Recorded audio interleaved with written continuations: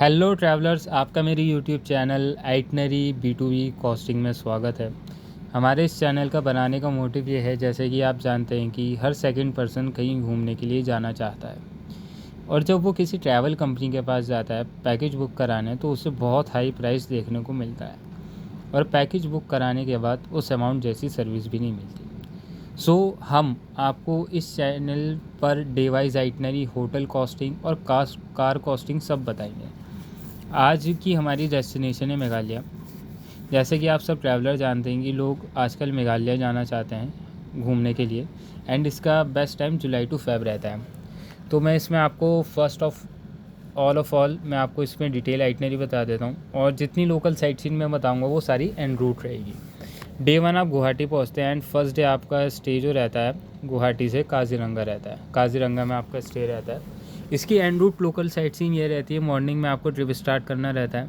आप मॉर्निंग में आके माँ कामाख्या देवी टेम्पल कर सकते हो, लेकिन उसके लिए आपको सुबह के 5 बजे लाइन में लगना पड़ता है। देन आप टी गार्डन कवर करते हुए काजीरंगा पहुँचते हो और वहाँ स्टे करते हो, ठीक है।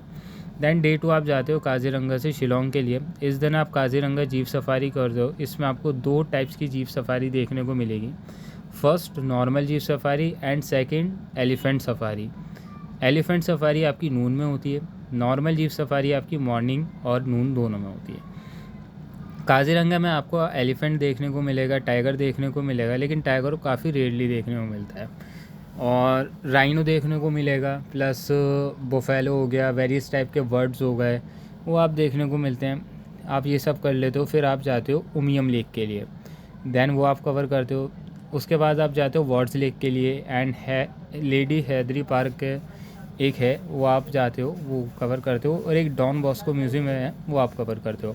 एंड आपका स्टे शिलोंग में रहता है। डे 3 आप जाते हो शिलोंग से चेरापूंजी के लिए। चेरापूंजी में स्टे रहता है।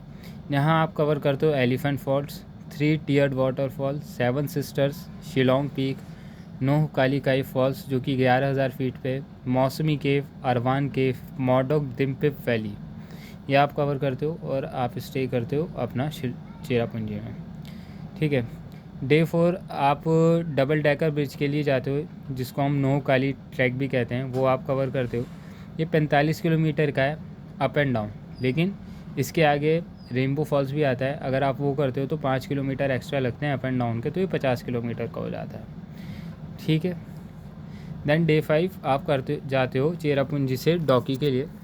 उमगॉट रिवर, जिसे हम डॉकी रिवर भी बोलते हैं, यहाँ आप बोटिंग वगैरह कर सकते हो, और दुनिया की सबसे क्लीनेस्ट एक तरह से ये कह सकते हो आप रिवर है ये।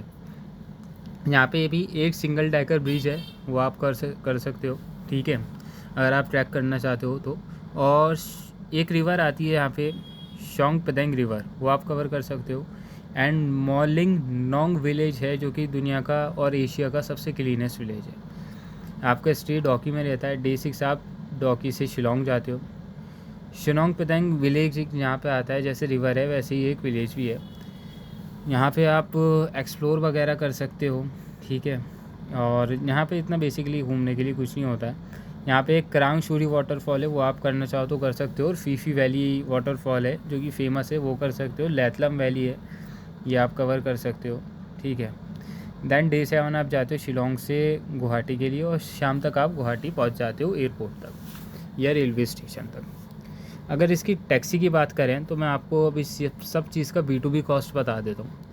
डिज़ायर जो आती है 2500 रुपये पर डे, ज़ाइलो जो आती है 3500 से 3000 रुपये पर डे, आर्टिका 4 से 5000 रुपये पर डे, इनोवा 4500 से 5000 रुपये पर डे, क्रिस्टा आपको 5500 पे मिल जाती है।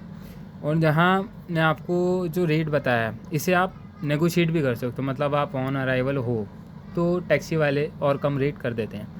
काजीरंगा में अगर आप रिज़ॉर्ट में स्टे कर रहे हो तो 4 स्टार रिज़ॉर्ट रहता है, 4000 रुपये रूम मिलता है ब्रेकफास्ट डिनर के साथ 2 लोगों के लिए।